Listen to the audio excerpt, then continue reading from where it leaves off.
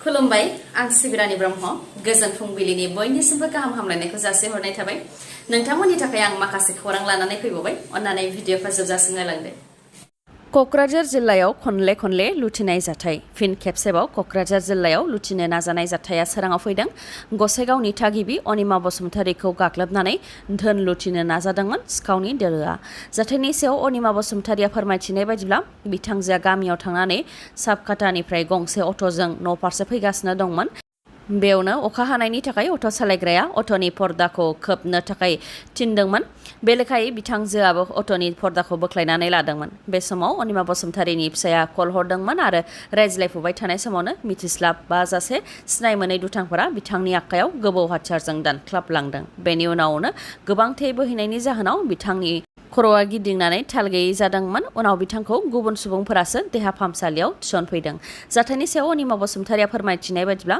गोबौ हाथियारजों गाग्लोबनाय बे जाथाया हाइवेनि गंसे दालांनि साखाथियाव जादोंमोन आरो दानख्लाबग्रा दुथांफोरा उल्था फारसेथिंजायनिफ्राय फैदोंमन दानख्लाबनाय जाथाय जानायनि उनाव अट' सालायग्राखौ दुथांफोरजों सावरायहैनाय बायदि मोनदों होननानै फोरमायथिदों बिथाङा दा बिथांजोआ देहा फाहामसालियाव फाहामथाय लागासिनो दङ दुथांफोरा बिथांजोनिफ्राय धोन लांनो हायाखैबाबो दुथांफोरनि दानख्लाबनायजों अनिमा बसुमतारीनि आखाया गोथौ बौनायजों लोगोसे आखायाबो बायदों मोनसेनि उनाव मोनसे बर' हारिनि थाखाय गोजोनथाव खौरां बर' हारियाबो गुबुन गुबुन बिथिङाव गोबां जौगानो हाबाय बेयो फोरमान जाबाय बावैसो सिगां मोसानाय बादायलायनायाव बर'नि फिसा नबजित नार्जारिया देरहासार जानो हानानै गासै बर'नि थाखाय गोग्गानायखौ लाबोनो हादोंमोन दा फिन बर'नि फिसा जमुना बर'आ गासै बर' हारिनि थाखाय गोग्गानायखौ लाबोदों बक्सिं गेलेनानै मुं लाखिनो हानाय जमुना बर'आ काजाकिस्ताननि नुर सुल्तानाव जानाय मुलुगनां बक्सिं बादायलायनायाव काजाकिस्ताननिनो गेलेगिरिखौ फेजेननानै फाइनालाव सौहैनो हाबाय 53 केजि खथायाव सेमि फाइनालाव जमुना बर'आ काजाकिस्ताननिनो गेलेगिरि अनिल साकियासनि हेंथायै गेलेदोंमोन जेराव बिथाङा 5-0 ग'राव देरहासारनो हानानै फाइनालाव सौहैनो हाबाय बिथाङा दिनै फाइनालनि थाखाय गेलेगोन बिथां जमुना बर'नि अनगायैबो भारतनि 3 बक्सिं गेलेगिरिफोरा दिनै फाइनालाव गेलेगोन मुंफोरा फारियै कालाइभानि श्रीनिवासन 42 केजि खथायाव गेलेगोन 42 केजि खथायावनो गितिकायाबो गेलेगोन आरो 81+ केजि खथायाव आल्फिया बिथांमोनहा दिनै फाइनालाव गेलेगोन मख'नो गोनांदि सेमि फाइनालाव जमुना बर'आ गावनि गोख्रैथिजों गेलेनाय आरो आथिं गानायनि थाखाय काजाकिस्ताननि गेलेगिरिनि सौनायनिफ्राय गोबां खेब एरायनो हादों आरो बिथांनि बेबायदि मोजां गेलेनायनि थाखायनो बिथाङा सेमि फाइनालाव 5-0 देरहासारनो हानानै फाइनालाव गेलेनायनि थाखाय सौहैनो हादों बिथांनि मोजां गेलेनानै देरहासार जानो हानायखौ लानानै कंग्रेचुलेसन्स जासिहरदों बक्सिं फेडारेशन अफ इन्डियायाबो मोजां मोनफ्लानानै जिनाहारि खालामनायनि दायाव हमजादों सासे आसाम राइफलाव मावनाय जवाना बाक्सा जिल्लानि सालबारि महकुमानि सिङाव थानाय माज्राबारियाव जादों बे जाथाया रिपर्टनि बायदिब्ला बाक्सा जिल्ला दुलिगुरिनि 33 बोसोर बैसोनि डेभिड दास 32 नं बेटेलियन आसाम राइफल जवाना सासे नार्स आइजोखौ मोजां मोनफ्लानानै जुलिनि रादाय होदोंमोन आरो गोरबोआव गथ' दोनदोंमोन नाथाय फोथाय खेबस' खालामलांदोंमोन बेखौ लानानैनो डेभिड दासनि हेंथायै जिनाहारिनि अजद होनानै थांनाय 2018 मायथाइयाव सालबारि पुलिस थानायाव गसर थिसनदोंमोन आइजोआ जिनाहारि खालामनायनि केस होनायनि उनाव आसाम राइफलनि जवान डेभिड दासआ इन्टारिम बेलआव दंमोन फोरमायथिबावनाय बायदिब्ला सालबारि पुलिसआ डेभिड दासनि इन्टारिम बेलखौ नेवसिगारनो थाखाय गुवाहाटी हाइकर्टनिसिम आर'जलाइ गथायदोंमोन बेनि उनावनो गुवाहाटी हाइकर्टआ डेभिड दासनि इन्टारिम बेलखौ नेवसिगारदोंमोन आरो दा डेभिड दासखौ छुट्टियाव न'आव फैनाय समावनो बाक्सा पुलिसआ एरेस्ट खालामबाय आरो जाथायनि सायाव नायबिजिरनाया जागासिनो दंबावो होननानै बाक्सा पुलिसआ मिथिहोदों थांनाय 13 मेयाव गुवाहाटीनि बरबारियाव होखारजानाय सुबुंफोरखौ मदद होनो थाखाय बेसेन नाङै फाहामथाय बादा खुंदों स्वास्तिकाम एनजिअजों लोगोसे गुवाहाटी जिल्ला बर' थुनलाइ आफाद रेगा फाउन्डेसन बर' वमेन जास्टिस फराम आरो कटन कलेजनि बारग' फरायसाफोरनि बानजायनायाव गुवाहाटी नोगोरमायाव थानाय आर्ज हस्पिटालनि डक्टर आरो नार्सनि मोनसे हान्जाया बे हाबाफारियाव बाहागो लादों बिथांमोनहा फोरमायथिदों दि थांनाय 13 मेयाव गुवाहाटीनि बरबारियाव होस्रांजानाय बर' सुबुंफोरा बे समाव गोबां दुखु खस्थ'आव दङ आरो आलाय सिलाय जानो गोनां जादों खायसेया बादायावनो थादों आरो खायसेया गुबुननि न'आव एब्रेनानै थानो गोनां जादों बे जुब जुब अखा हाबाय थानायनि थाखाय बोराय बुरै गथ' गथाय आरो गोबां आइजोफोरखौनो बेरामाव गोग्लैनायखौ खोनानो मोननायनि उनावनो बिथांमोनखौ मदद होनो थाखाय बेसेन नाङालासे देहा सावस्रिखौ आनजाद नायनाय बादा खुंनाय जादों आरो मुलि बायदिनि राहा खालामनानै होनाय जादों होननानै फोरमायथिदों बिथांमोनहा। बेनि अनगायैबो इला बर' जाय आइजोआ होस्रांजानायनि उनाव गासै होस्रांजानाय रायजो राजाफोरनि जानानै गोख्रोङै गसंदोंमोन, नाथाय बिथाङा दा पेरालाइसिसआव गोग्लैनानै थाबायनो हायै गसंनो हायै थासारि जानानै दङ। बेनि अनगायैबो गोबां साननायाव गोग्लैनायनि थाखाय गोबां सुबुंफोरानो बेरामाव गोग्लैनो गोनां जादों। बेनिखायनो बिथांमोनखौ एसेब्लाबो मदद होनो थाखायनो बेसेन नाङै देहा आनजाद नायनाय बे बादाखौ खुंनाय जादों होननानै फोरमायथिदों बिथांमोनहा। चिराङाव फिन सासे बर' सुबुंनि गोथै देहा बोखांनो मोन्दों। चिरां जिल्ला बिजनी खामारगुरियाव थानाय बिजनी खुख्लुं रडनि साखाथिनि हाखराव गोग्लैनानै थानाय हालोदनिफ्राय बोखांनो हादों गोथै देहाखौ। बोखांनो हानाय गोथै देहाखौ बिजनी 1 नं दङागाव गामिनि 50 बोसोर बैसोनि कमलाकान्त बसुमतारी होननानै सिनायनो हानाय जादों। फोरमायथिनाय बायदिब्ला कमलाकान्त बसुमतारी बिथाङा थांनाय शुक्रबार बेलासिनिफ्रायनो गोमानानै दंखायोमोन। दा बिथांनि गोथै देहाखौ मोननो हाबाय। गोथै देहाखौ दैयाव गोजावनानै थानाय हालोदाव नुनानै रायजो राजाफ्रा पुलिसनो खौरां हरदोंमोन। बेनि उनाव पुलिसा नुजाथिहैनानै कमलाकान्त बसुमतारीनि गोथै देहाखौ बोखांनानै पस्टमर्टेमनि थाखाय काजलगावनि JSB देहा फाहामसालियाव दैथायहरनाय जादों होननानै फोरमायथिदों।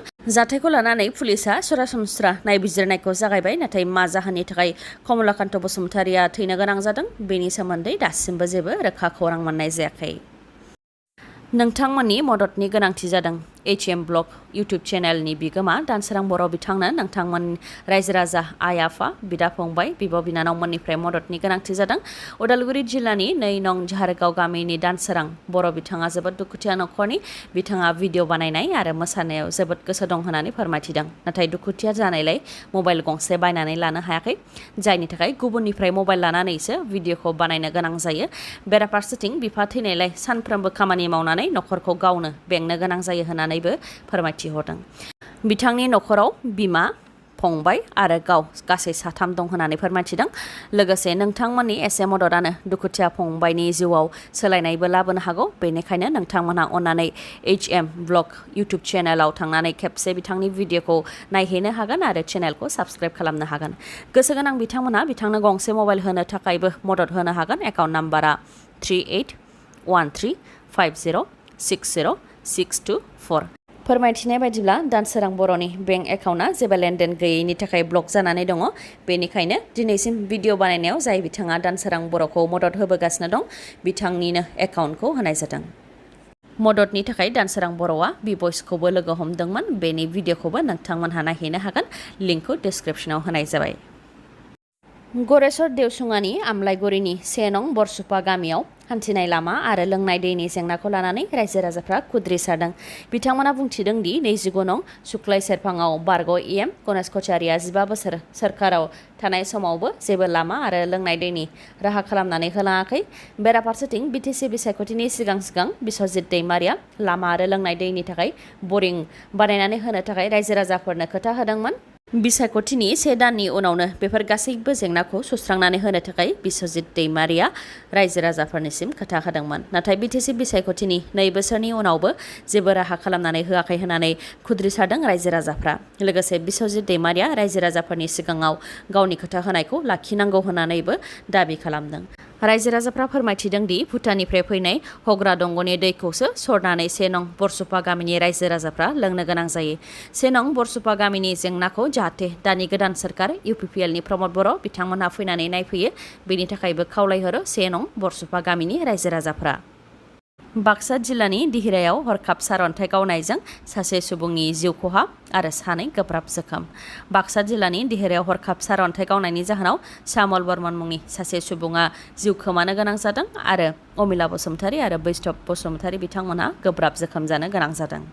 मैया बेलासे समाव आबाद फोथाराव खामानि मावबाय थानाय समावनो हरखाब सारअन्थाइ गावनायनि थाखाय बे दुखुनांथाव जाथाया जानो मोन्दों होननानै फोरमायथिदों। लोगोसे अमिला बसुमतारीया साथा हमनायनि थाखाय खुनुरुखुमै जिउ रैखा मोननो हादों होननानै फोरमायथिदों। दुलाराय बर' फरायसा आफादनि बारग' लोगो नेहाथारि कास्टम बसुमतारिया एजेपि दोलोआव हाबबाय। गलाघाट जिल्लानि थागिबि कास्टम बसुमतारिया एजेपिनि गाहाय मावख' खुंनाय बरायनाय हाबाफारिनि गेजेरजों आसाम जातीय परिषद एजेपि राजखान्थि हान्जायाव हाबफैबाय।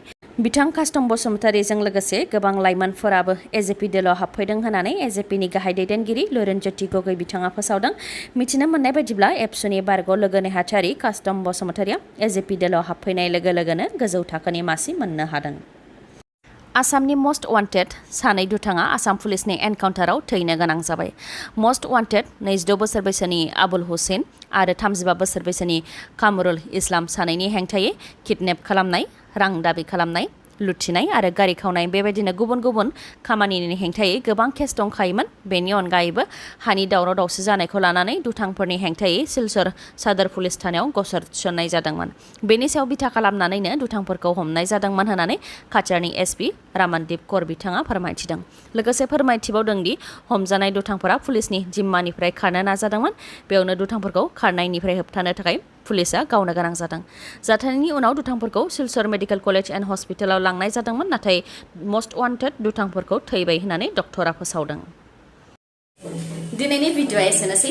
गाबोन आरो गोदान भिडिअजों लोगो मोनफिनबावगोन। नोंथाङा दासिमबो आंनि चेनेलखौ साबस्क्राइब खालामाखैबा अन्नानै साबस्क्राइब खालामदो, लोगोसे लाइक, कमेन्ट आरो शेयार खालामनो दाबाव। गोजोन्थों।